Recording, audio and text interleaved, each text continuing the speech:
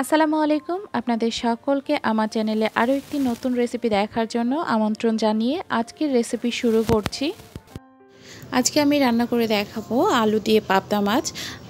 তো এখানে আমি এই সাইজের পাবদা মাছ নিয়েছি, 10টি পাবদা মাছ নিয়েছি। মাছগুলো ভালো করে কেটে ধুয়ে পরিষ্কার করে নিয়েছি। আর নিয়েছি কিছু আলু কুচি। এটা আমি আলু ভাজির মতো করে চিকন চিকন করে কুচি করে নিয়েছি খোসা সহ। এরপরে আমি ভালোভাবে পানি দিয়ে ধুয়ে পরিষ্কার করে নিয়েছি। চুলায় আমি একটা প্যান বসিয়ে দিয়েছি, এর মধ্যে 3 টেবিল চামচ সয়াবিন তেল দিয়ে দিলাম।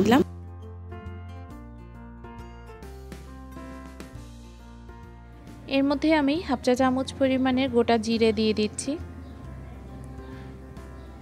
এবার আমি এর মধ্যে দিয়ে দিলাম 1/3 কাপ পেঁয়াজ কুচি। পেঁয়াজ কুচিটা দিয়ে হালকা করে ভেজে নিব।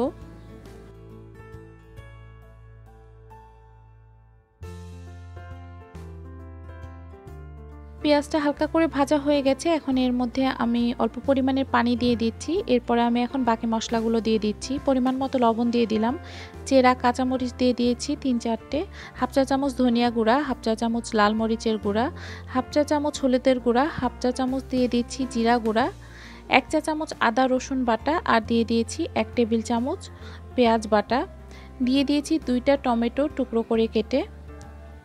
তো এখন আমি মশলাগুলোকে ভালোভাবে কষিয়ে নিব যতক্ষণ পর্যন্ত না মশলার উপরে তেলটা ভেসে আসে।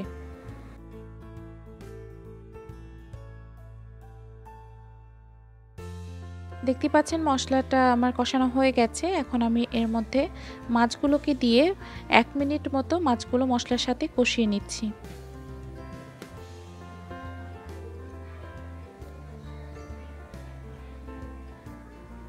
আমি হালকা করে মাছগুলো নেড়েচেড়ে 1 মিনিট মতো কষিয়ে নিচ্ছি মশলার সাথে।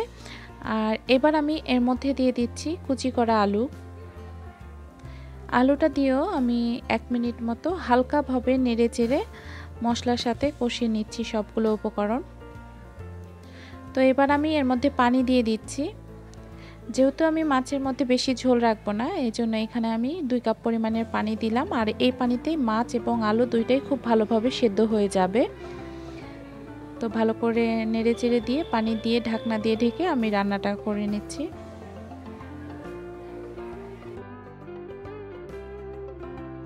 তো এবার আমি আপনাদের ঢাকনাটা তুলে দেখাচ্ছি। দেখুন পানিটা অনেকটাই কমে গেছে। আমি এরকমই ঝোল রাখবো।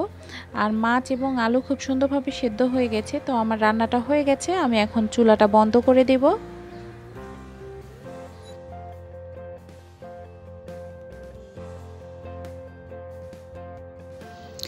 আশা করি আপনাদের আমার এই আলু দিয়ে পাবদা মাছের রেসিপিটি ভালো লেগেছে। ভালো লাগলে আমার চ্যানেলটিকে সাবস্ক্রাইব করে আমার পাশেই থাকবেন। সবাই ভালো থাকবেন। আল্লাহ হাফেজ।